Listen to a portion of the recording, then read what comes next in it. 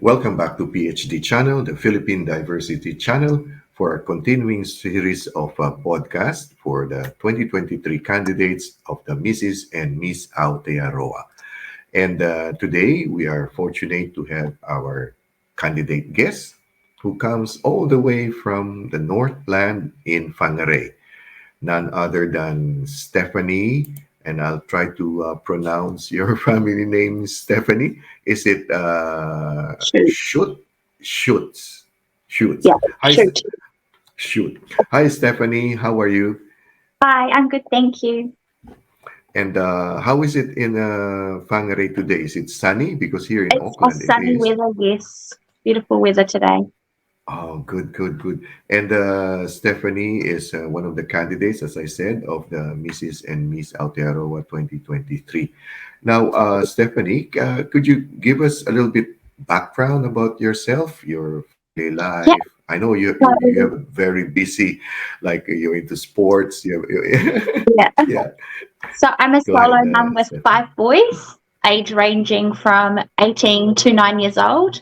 Um, 3 of my boys have disabilities. I also work in the community sector with health and disability in the community. Mhm. Um, all my boys play rugby league, sports. So very busy mum, working full time, very involved with my children's activities. So yeah, And on top of that, you also used to coach local sports.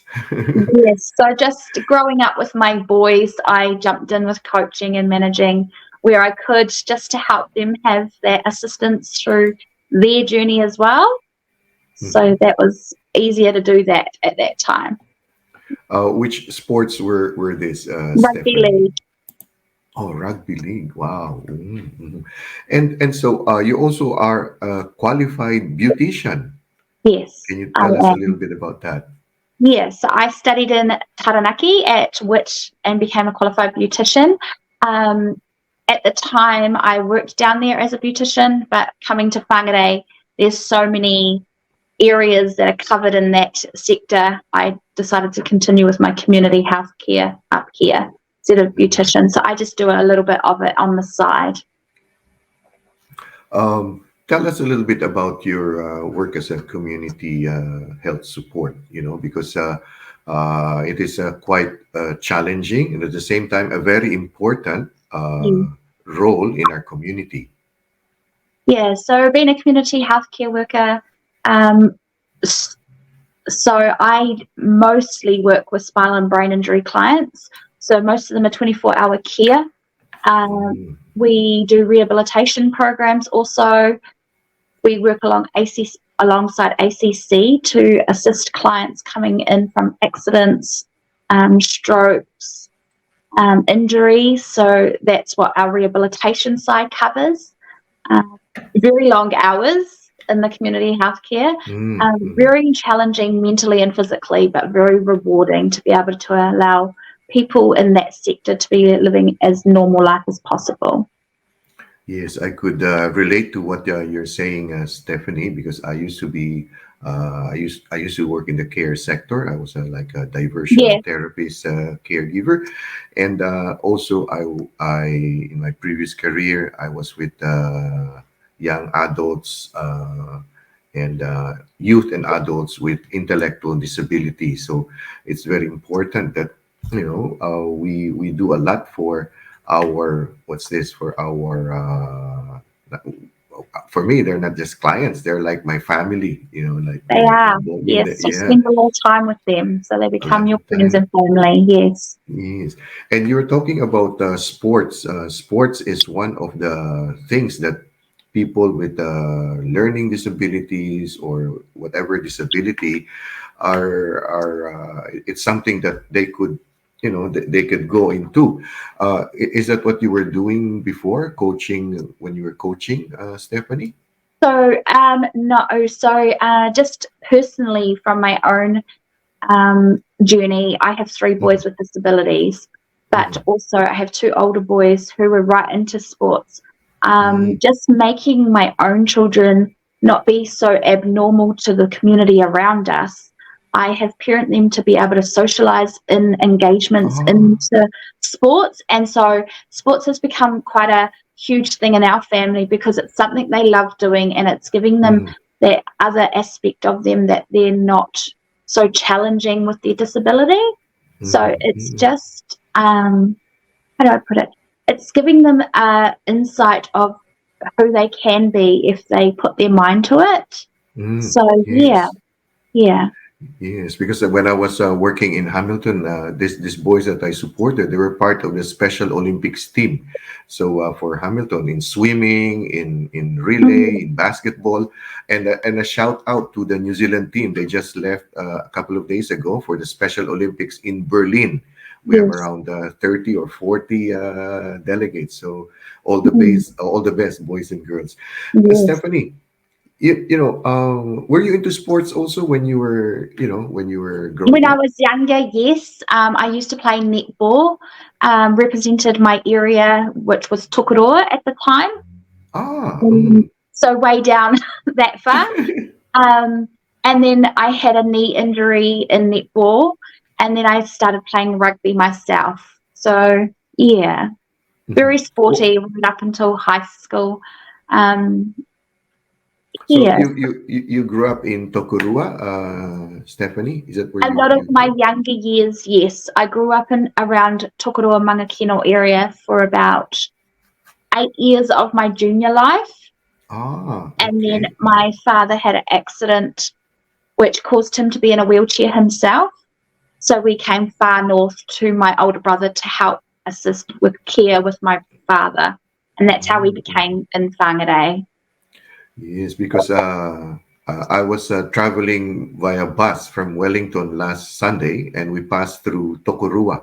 And I remember my mates, my classmates who are teachers there, and they were saying there are heaps of Filipinos also in Tokorua because Mm-hmm. it's a growing community. Now, going back to your journey to join the pageant, what made you decide to join the Mrs. and Miss Aotearoa 2023, Stephanie? It was like a spur of the moment thing. Just a friend nominated myself to do it, told me to give it a go. I filled out the application, not thinking I would get anywhere because being a bigger woman in life, it's been quite challenging to find that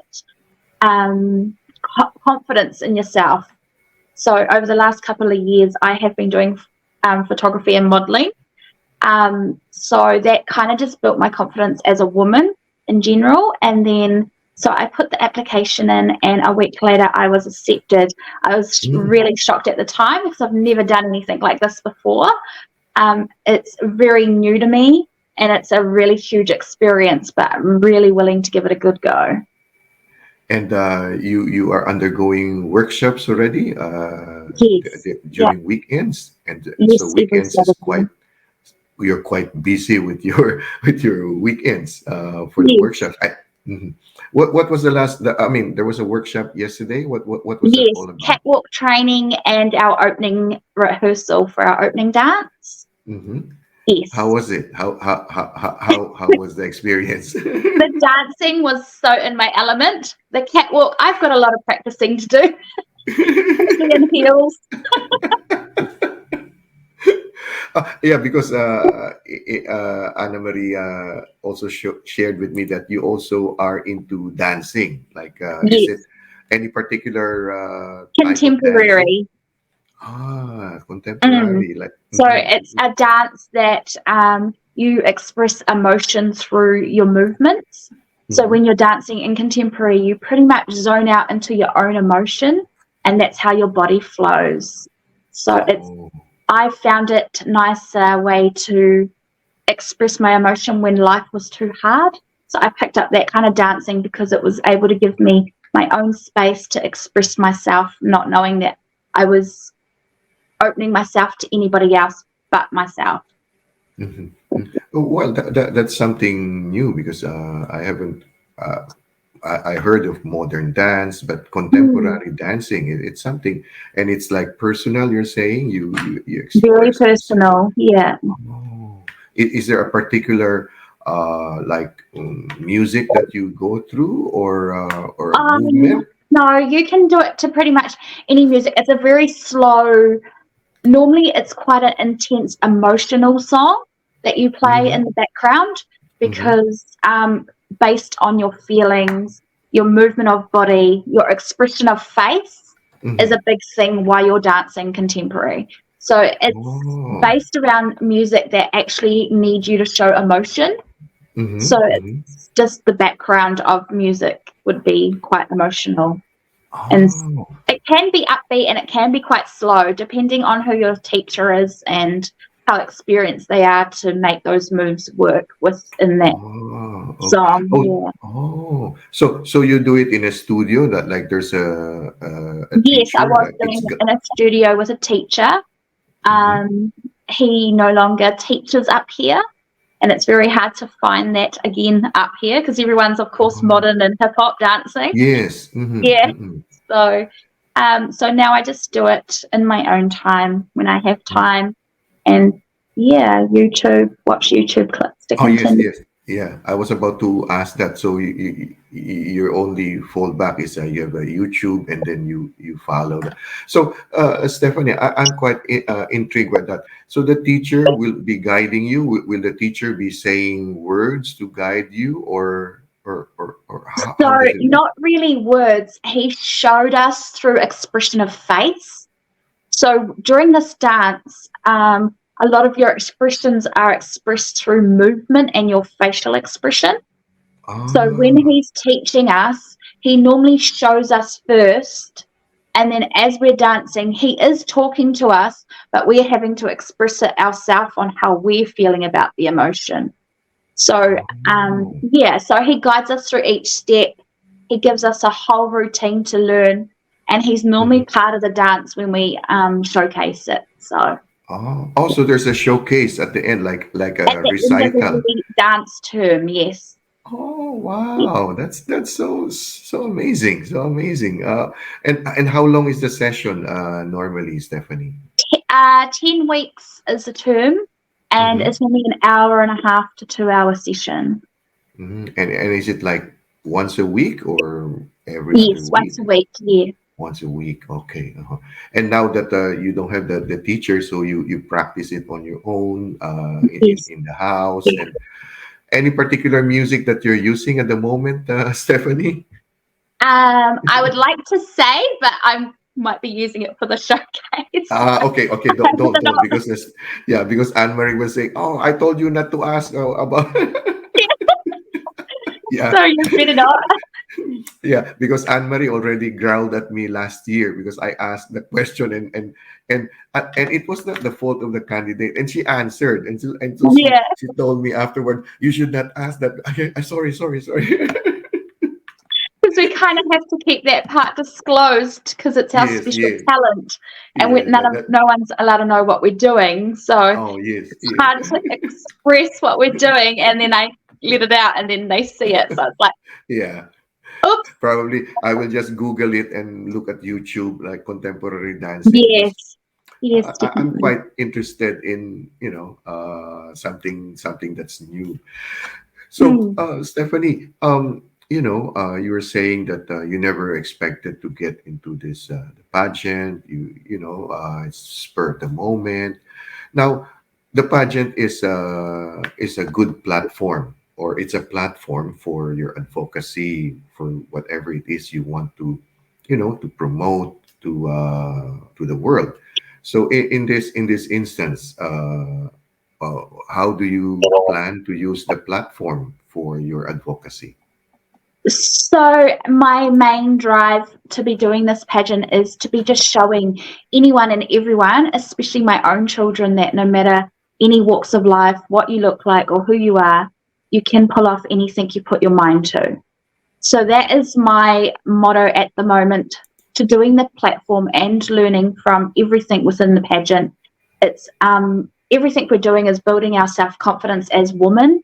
Um, we also are learning so much more than I ever thought would be taught. It's quite a huge amount of work, but willing to put it in because at the end of the showcase, at the end of the pageant, I'm going to be walking away knowing that I had succeeded at something that I put my mind to.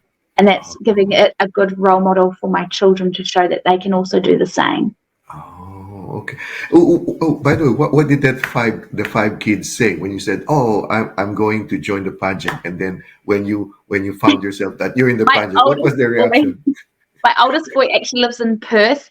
He actually had a bit of a laugh and thought I was lying until his Oh, brother showed him. And then my second oldest was really like, go for it, mum, you've got this, you can do this. So they've been very supportive about it. The younger ones are a little bit more coherent about it. They don't really understand. But I think once they see me doing everything, they'd be like, wow, mum. Very, well very done. supportive. Yeah. So, are all your children, are they all boys, or you All have boys, five they're all boys. boys, five boys, like first five in basketball. So you have like a five. Yes. You have a team already.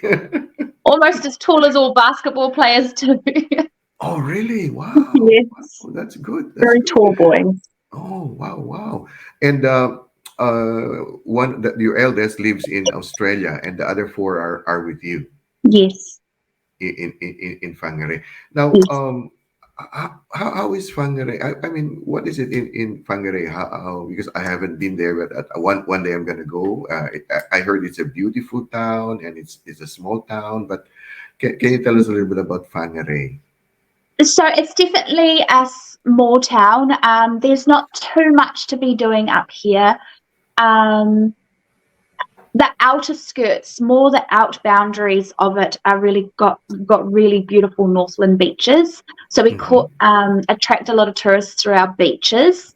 Myself, I live in a suburb called Whangarei Point, which is right by the beach.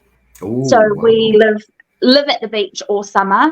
Mm-hmm. So that's pretty much what brings tourists to the Whangarei region, but more so the outskirts of the town because of the Okay. beaches, the camping Mm-hmm. areas. There's a lot of hiking places, tourist attractions further north, past Mm-hmm. Whangarei, that bring a lot of tourist people. Mm-hmm. Whangarei itself, in general, the actual town, is quite just a small family-based community. Mm-hmm. Mm-hmm. So a lot of youth and stuff going on in Whangarei. Mm-hmm. Now, is the Waitangi grounds near Whangarei, or is it Yes, they're far? about an hour drive from Whangarei. Because our as teachers, we're going to have like a winter retreat, and we're going up there to You the have to go through Waitangi grounds. Whangarei to get to Waitangi. So Whangarei first, and then nice, Yes, so nice. Whangarei is the main state highway one that runs right through the middle of it.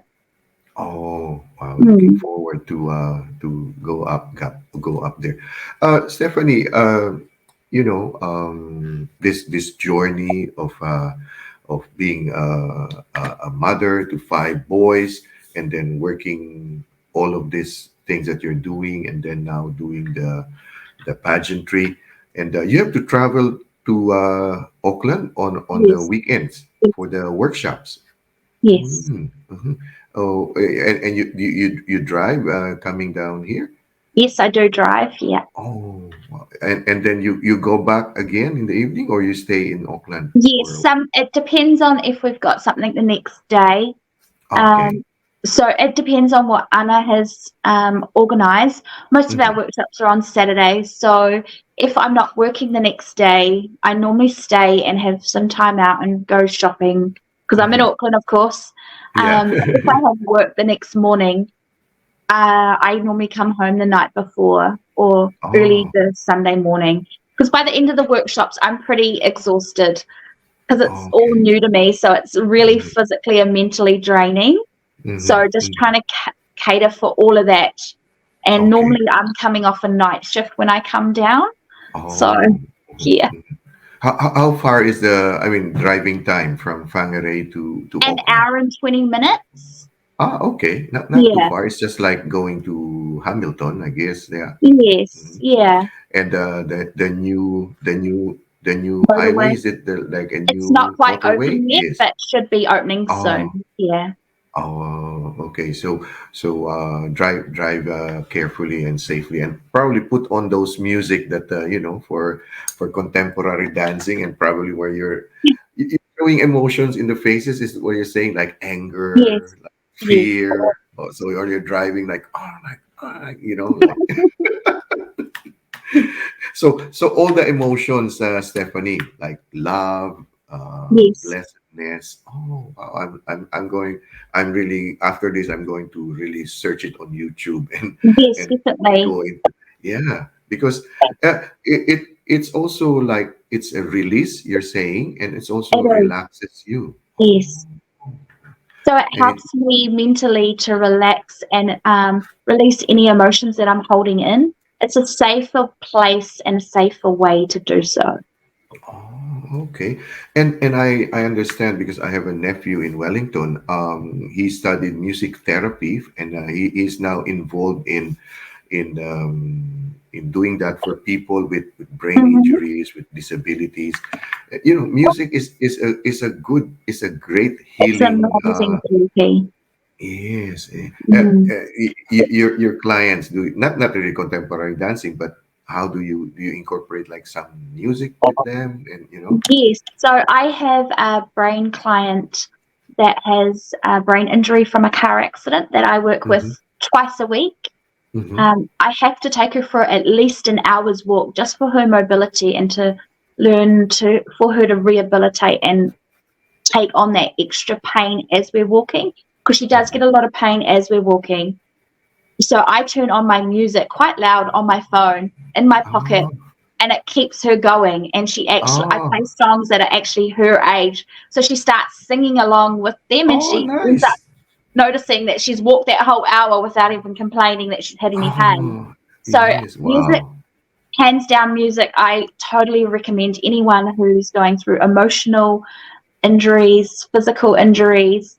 I use it with my boys with disabilities. If they're having a meltdown, I turn on the music and their moods switch just in an instant because that Mm, music is calming. It turns the distraction from having a meltdown to a new distraction that's quite a happy place for them.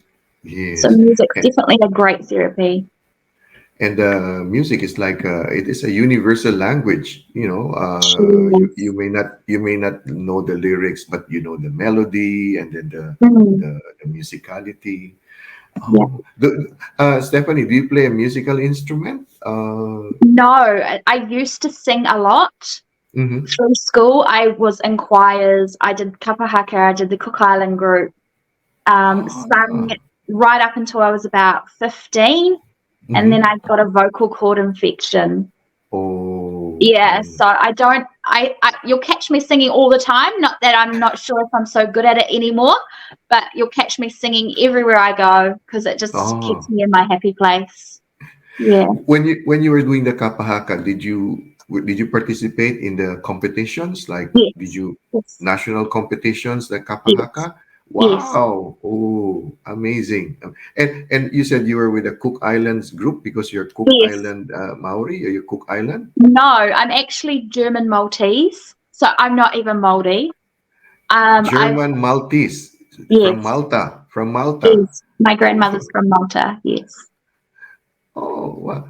Wow! But you decided to what made you join the kapahaka group? I'm just joining in all the cultures within school. So just giving everything a go while I was in school. Really loved the cultural embracement of both Hmm. cultures, both Islander culture and Māori. And Hmm. now I have Māori children. Their fathers were Māori. So just embracing that culture alongside them and their journey and learning who they are is quite a um, big embrace for me as a parent to help them learn who they are as Māoris. Yeah. Oh, you are amazing, Stephanie. You're awesome. I could hardly wait to meet you on in August.